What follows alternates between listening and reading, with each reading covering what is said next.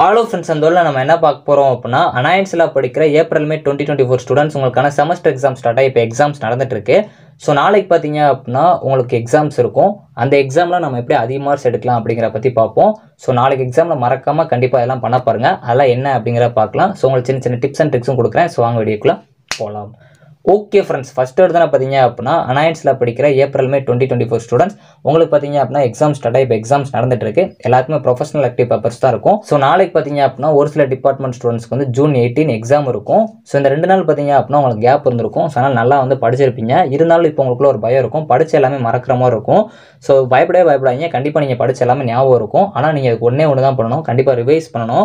Revise பண்ணாமல் போயிடாதீங்க. So இப்போ மொத்தம் 5 யூனிட்ல 4 யூனிட் கவர் பண்ணிட்டீங்க, இன்னும் 1 யூனிட் இருக்கு. ஆனால் படிச்ச எல்லாமே மறக்கிற மாதிரி இருக்குது அப்படின்னா அந்த 4 யூனிட் ரீகால் பண்ணாதீங்க. ஃபஸ்ட்டு அந்த 5 யூனிட்டை கவர் பண்ணிவிட்டு அதுக்கப்புறம் வந்து 5 யூனிட் ரீகால் பண்ணுங்கள். சம்டைம்ஸ் உங்களுக்கு தோணலாம், ஸோ படித்ததே மறக்கிற மாதிரி இருக்குது, புதுசாக படித்தா மறந்துடுமோ அப்படின்னு சொல்லிட்டு.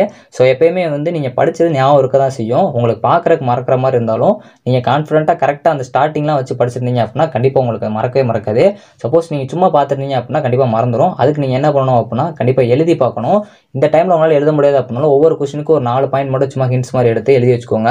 ஸோ எல்லாம் உங்களுக்கு சின்னதாக இருந்தாலும் கண்டிப்பாக எக்ஸாம் இப்போ யூஸ்ஃபுல்லாக இருக்கும். ஸோ அதனால் நாளைக்கு எக்ஸாம் இருக்குன்னா கண்டிப்பாக ரீகால் பண்ணிடுங்க. ஸோ இப்போ வரைக்கும் பார்த்துட்டு இருப்பீங்க, நம்ம ஆல்ரெடி சொன்ன மாதிரி இந்த 2 நாள் பிளானிங்லாம் கரெக்டாக ஃபாலோ பண்ணிருந்தீங்க அப்படின்னா இப்போ வரைக்கும் நீங்கள் கவர் பண்ணியிருப்பீங்க. உங்களால் கவர் பண்ண முடியல அப்படின்னாலும் பிரச்சனை இல்லை, இன்னும் டைம் இருக்குது. ஸோ அதுக்குள்ளே முடிஞ்ச அளவு கவர் பண்ணிடுங்க. ஸோ நாளைக்கு எக்ஸாம் ஹால்குள்ளே போகிறதுக்கு முன்னாடி ஃபஸ்ட்டு இன்னைக்கு நைட் பார்த்தீங்க அப்படின்னா உங்களுக்கு தேவையான ஸ்டேஷனரிஸ், ஹால் டிக்கெட் எல்லாமே எடுத்து வச்சிருங்க. ஏன்னா 2 நாள் லீவ்லாம் நீங்கள் மறக்கிற சான்சஸ் இருக்குது. ஏன்னா உங்களுக்கு இந்த 2 நாள் பார்த்தீங்க அப்படின்னா ரொம்ப நாள் ஆன மாதிரி வந்து இருக்கும். எக்ஸாம்ஸ்லாம் எப்பயோ நடந்த மாதிரி இருக்கும். அதனால் ஃபஸ்ட்டு வந்து எல்லாமே உங்களுக்கு தேவையான எடுத்து வச்சுட்டு நாளைக்கு காலையில் போகும்போது ரிவைஸ் பண்ணிட்டு ஸோ நாளைக்கு எக்ஸாம் ஹால்குள்ளே போகும்போது ஒரு பாசிட்டிவாக ஒரு கூலாக வந்து எக்ஸாம் அட்டன் பண்ண போங்க. கண்டிப்பாக நீங்கள் படித்த கொஸ்டின் தான் வரும். ஃபஸ்ட்டு கொஸ்டின் பேப்பரை வாங்கி செக் பண்ணுங்கள். ஃபஸ்ட்டு கொஸ்டினே உங்களுக்கு கஷ்டமாக இருந்துச்சு அப்படிங்கிறக்காக அடுத்த கொஸ்டின் பார்க்காம விட்றாதீங்க. கொஸ்டின் எல்லாத்தையுமே பாருங்கள். அதே மாதிரி உங்களுக்கு 2 மார்க் எல்லாமே தெரிஞ்ச மாதிரி இருந்தாலும் பிக் கொஸ்டின் எல்லாமே வந்திருக்கா இல்லை 13 மார்க் எல்லாமே வந்திருக்கான்னு ஃபஸ்ட்டு கொஸ்டினை ஃபுல்லாக பாருங்கள். ஒரு 4 தடவை ரீட் பண்ணுங்கள். அதுக்கப்புறம் எக்ஸாம் ஸ்டார்ட் பண்ணுங்கள். அதே மாதிரி உங்களுக்கு கொடுக்குற ஆன்சர் ஸ்கிரிப்டில் எல்லாமே கரெக்டாக இருக்கா அப்படின்னு பார்த்துட்டு ஃப்ரண்ட் பேஜை கரெக்டாக ஃபில் பண்ண பாருங்கள். அனெக்ஸராக எல்லாமே கரெக்டாக தான் ஃபில் பண்ணிட்டு இருக்கீங்க, இருந்தாலும் கரெக்டாக ஃபில் பண்ணுங்கள். எந்த ஒரு சின்ன மிஸ்டேக் விட்டுறாங்க. ஸோ நாளைக்கு ஒரு சில ஸ்டூடெண்ட்ஸ்க்கு ஹானர் பேப்பரும் இருக்கும். ஹானர் கொஸ்டின் ஈஸியாக தான் வரும். கான்ஃபிடென்ட்டாக அட்டன் பண்ணுங்கள். நீங்கள் எந்த அளவு படிச்சிருக்கீங்களோ அதை கரெக்டாக வந்து ப்ரெசென்ட் பண்ண பாருங்கள். அடிஷ்னல் இன்ஃபர்மேஷன் கொஞ்சம் நிறையா தெரிஞ்சு வச்சுக்கோங்க. ஸ்மார்ட் சிட்டிஸ் இருக்குது அப்படின்னா அது ஒரு ஹானர் பேப்பர் தான் உங்களுக்கு. ஸோ அந்த ஸ்மார்ட் சிட்டிஸ் பொறுத்த வரைக்கும் கரண்ட்டில் இந்த டைம் இந்தியாவில் எந்த ஸ்டேட் வந்து ஸ்மார்ட் சிட்டிஸ்னு ஒரு அவார்டு வாங்குச்சு அந்த மாதிரிலாம் வந்து கொஞ்சம் பார்த்து வச்சுக்கோங்க. அது அடிஷ்னல் பாயிண்ட்ஸாக நீங்கள் கொடுக்கலாம். இதுக்கெல்லாம் மார்க் கிடைக்காது, ஆனால் நீங்கள் அடிஷ்னலாக தெரிஞ்சுக்கிட்ட மாதிரியும் இருக்கும், அடிஷ்னலாக அதை நீங்கள் எக்ஸ்பிளைன் பண்ணுற மாதிரி இருக்கும். உங்களுக்கு மார்க்ஸ் கொஞ்சம் அதிகமாக வரதுக்கு சான்சஸ் இருக்குது. ஸோ அதே மாதிரி கொஞ்சம் டெஃபனிஷன்லாம் கொடுங்க, ஒரு எக்ஸாம்பிள்லாம் கொடுங்க. அந்த ஸ்மார்ட் சிட்டிஸ் கான்செப்ட் எப்போருந்து வந்துச்சு, அது மட்டும் இல்லாமல் அந்த ஸ்மார்ட் சிட்டிஸ்னால் என்னென்னு ஃபஸ்ட்டு தெரிஞ்சுக்கோங்க. அதில் இருக்க எல்லா கான்செப்ட்டுமே கொஞ்சம் ரிலேட்டடாக பார்த்தீங்க அப்படின்னா உங்களுக்கு ஒரு ஐடியா கிடைக்கும். ஸோ உங்களுக்கு அவங்க கேட்டது புரியல அப்படின்னாலும் உங்களால் வந்து உங்களோட ஓன் ஸ்லாங்கில் அந்த கண்டென்ட்டை கரெக்டாக கொடுக்க முடியும். ஸோ அதையும் கொஞ்சம் பார்த்துக்கோங்க. ஸ்மார்ட் சிட்டிசனில் ஹானர் பேப்பர் எது எழுதுறீங்களோ அதுக்கு எல்லாத்துக்குமே இந்த மாதிரி ட்ரை பண்ணுங்கள். ஸோ அதே மாதிரி முக்கியமான ஒன்று டைம் மேனேஜ்மெண்ட் ரொம்ப ரொம்ப முக்கியம். ஸோ அதனால் கண்டிப்பாக டைம் மேனேஜ்மெண்ட்டை எப்படி கீப் பண்ணணும் அப்படிங்கிற பார்த்துக்கோங்க.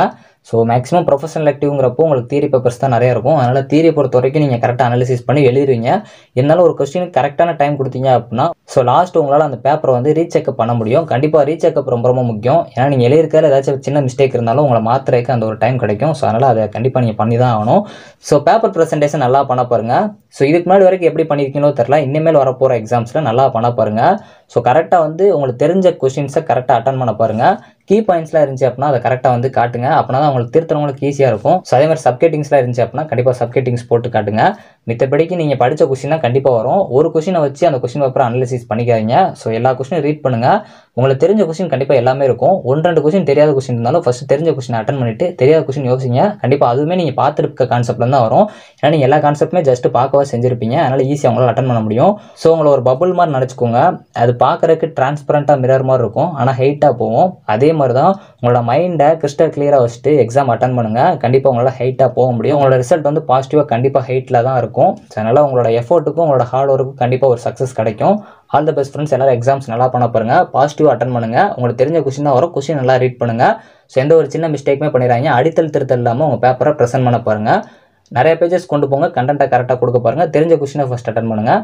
Okay friends, once again best of luck. Thanks for வாட்சிங்.